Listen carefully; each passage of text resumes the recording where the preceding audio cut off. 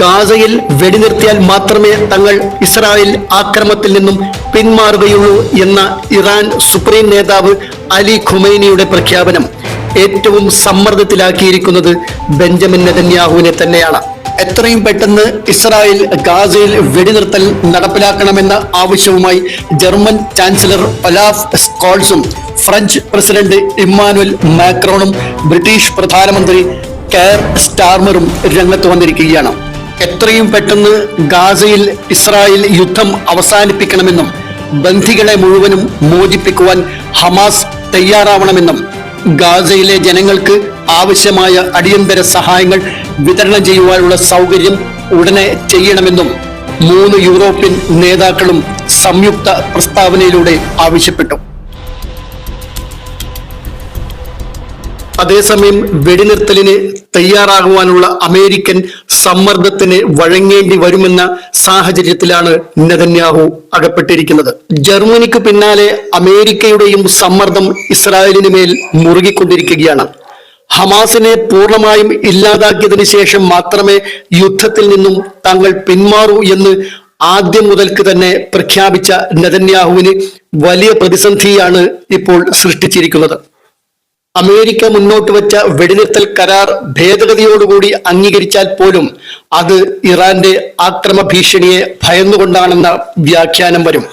അതോടൊപ്പം ഗോലാൻ കുന്നിലെ ആക്രമണത്തിന് ശേഷവും ഇസ്മായിൽ ഹനിയയുടെ കൊലപാതകത്തിന് ശേഷവും ബെഞ്ചമിൻ നെതന്യാഹുവിന്റെ അല്പം ഉയർന്നു വന്ന ജനപിന്തുണ പാടെ തകർന്നു പോകുവാനും സാധ്യത വളരെ കൂടുതലാണ്. പശ്ചിമേഷ്യൻ മേഖലയിൽ ആകമാനം നാശം വിതയ്ക്കാൻ സാധ്യതയുള്ള യുദ്ധമായിരിക്കും ഇറാന്റെ ആക്രമണം നടന്നാൽ ഉണ്ടാവുകയെന്ന പല ഭാഗത്തു നിന്നുമുള്ള മുന്നറിയിപ്പുകളെ അവഗണിച്ച് യുദ്ധത്തിന് തന്നെ ഇസ്രായേൽ തയ്യാറായി നിലയുറപ്പിച്ചത് നെതന്യാഹുവിന്റെ രാഷ്ട്രീയ ഭാവി തകരാതിരിക്കാനാണെന്ന നിരീക്ഷണവും പ്രസക്തമാണ്. പ്രതികാരം ചെയ്യും, തിരിച്ചടിക്കും, ശിക്ഷിക്കും എന്നൊക്കെ ഇറാൻ ഒരു ഭാഗത്ത് ആവർത്തിച്ചുകൊണ്ട് ലോകത്തെ വിറപ്പിച്ചുകൊണ്ടിരിക്കുകയും നെതന്യാഹുവിന്റെ ഉറക്കം കെടുത്തിക്കൊണ്ടിരിക്കുന്നുണ്ട് എങ്കിലും എന്താണ് ഇറാന്റെ പ്ലാനെന്നോ തന്ത്രമെന്നോ ഉള്ള കാര്യം ഇപ്പോഴും അവ്യക്തമാണ്, നിഗൂഢമാണ്. അത് തന്നെയാണ് ഇസ്രായേലിനെ ഏറെ ആശങ്കപ്പെടുത്തുന്നതും. കഴിഞ്ഞ ദിവസങ്ങളിൽ ഹിസ്ബുള്ള ഇസ്രായേലിലേക്ക് അയച്ച പല റോക്കറ്റുകളും ഇസ്രായേലിന്റെ അയൺ ഡോമിന്റെ കണ്ണുകളെ വെട്ടിച്ച് ഇസ്രായേൽ സൈനിക താവളങ്ങൾ ഉൾപ്പെടെ പല പ്രദേശങ്ങളിലും പതിക്കുകയുണ്ടായി. ഏതാനും പട്ടാളക്കാർ കൊല്ലപ്പെടുകയും ചില സാധാരണക്കാർക്ക് പരിക്കേൽക്കുകയും മറ്റ് നാശനഷ്ടങ്ങളും ഉണ്ടായി എന്നല്ലാതെ വലിയ ആളപായങ്ങളൊന്നും ഇതുവരെയും ഇസ്രായേലിന് ഉണ്ടായിട്ടില്ല. എങ്കിലും ഇസ്രായേലിന്റെ പാളിച്ചകൾ മനസ്സിലാക്കുവാനുള്ള ടെസ്റ്റ് ഡോസാണോ ഹിസ്ബുള്ളയുടെ ദിനംപ്രതിയൊന്നോണം വർദ്ധിച്ചു വരുന്ന ഈ റോക്കറ്റ് ആക്രമണങ്ങളും ഡ്രോൺ ആക്രമണങ്ങളും എന്ന് സംശയിച്ചു പോവുകയാണ്. പല റോക്കറ്റുകളെയും ഡ്രോണുകളെയും തടഞ്ഞു നിർത്തുന്നതിന് ഇസ്രായേൽ വ്യോമ പ്രതിരോധ സംവിധാനം പരാജയപ്പെടുന്നതായാണ് കാണുന്നത്. ഇറാൻ ആക്രമണ ഭീഷണിയെ തടുത്തു നിർത്താൻ ഗാസ വെടിനിർത്തൽ മാത്രമാണ് പ്രതിവിധിയെന്നാണ് ജോ ബൈഡൻ ആവർത്തിച്ചത്. യഥാർത്ഥത്തിൽ ഇറാന്റെ അതിർത്തിക്കകത്ത് കടന്ന് ഹമാസ് നേതാവിനെ വധിച്ചതിലൂടെ ഇസ്രായേൽ പ്രതീക്ഷിച്ചതിന് നേരെ വിപരീതമായാണ് കാര്യങ്ങൾ നീങ്ങിക്കൊണ്ടിരിക്കുന്നത്. അമേരിക്കയും മറ്റു ചില രാഷ്ട്രങ്ങളും നേരത്തെ തന്നെ ഇസ്രായേലിനോട് വെടിനിർത്തലിന് തയ്യാറാവാൻ ആവശ്യപ്പെട്ടുകൊണ്ടിരുന്നു എങ്കിലും അതൊരു സമ്മർദ്ദമായി മാറിയത് ഇറാന്റെ ആക്രമണ ഭീഷണിയെ തുടർന്നാണ്. നടക്കാനിരിക്കുന്ന ഗാസ വെടിനിർത്തൽ കരാറിനെ കുറിച്ചുള്ള ചർച്ചയിൽ ഇറാനും പ്രതിനിധിയെ അയക്കാൻ സാധ്യതയുണ്ട്. വെടിനിർത്തൽ ചർച്ച അലസുകയോ പരാജയപ്പെടുകയോ ചെയ്താൽ ഇറാൻ ഇസ്രായേലിനെ ആക്രമിക്കുമെന്നത് സുനിശ്ചിതമാണെന്നാണ് അമേരിക്കയുടെ നിലപാട്. അമേരിക്ക ഏതാണ്ട് ഉറപ്പിച്ചു തന്നെയാണ് അത് പറയുന്നത്. ഏതു വിധത്തിലായിരിക്കും ഇറാന്റെ നീക്കങ്ങളെന്നും ഏതെങ്കിലും വിധത്തിലുള്ള ആക്രമണമുണ്ടായാൽ എന്ത് പ്രത്യാഘാതമാണ് ഉണ്ടാവാൻ പോവുകയെന്നുമുള്ള കാര്യങ്ങൾ ഞങ്ങൾ നിരീക്ഷിച്ചു വരികയാണെന്നും ഞങ്ങൾ മാറി നിൽക്കുകയില്ല എന്നുമാണ് മാധ്യമപ്രവർത്തകരുടെ ചോദ്യങ്ങളോട് പ്രതികരിച്ച ജോ ബൈഡൻ പറഞ്ഞത്. വെടിനിർത്തൽ കരാർ യാഥാർത്ഥ്യമായാൽ ഇറാൻ നടപടി നിർത്തിവെക്കുവാനുള്ള ധാരണ വല്ലതും ഉണ്ടാക്കിയിട്ടുണ്ടോ എന്ന ചോദ്യത്തിന് ഞാൻ അങ്ങനെയാണ് പ്രതീക്ഷിക്കുന്നതെന്നും കാത്തിരുന്ന് കാണാമെന്നുമാണ് ബൈഡൻ മറുപടി നൽകിയത്.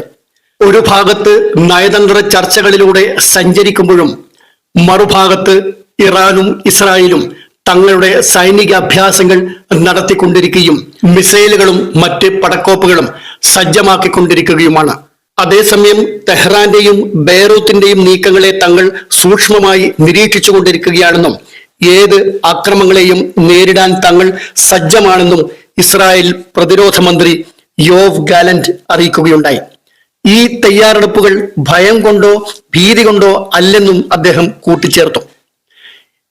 ഇറാൻ ഒരു ഭാഗത്ത് ഇസ്രായേലിനെ ആക്രമിക്കുമെന്ന് പറയുമ്പോഴും മറുഭാഗത്ത് നയതന്ത്ര ചർച്ചകൾക്കുള്ള വാതിലുകൾ ഇസ്രായേലിനും അമേരിക്കയ്ക്കും യൂറോപ്പിനും മുന്നിൽ തുറന്നിട്ടിരിക്കുകയുമാണ്.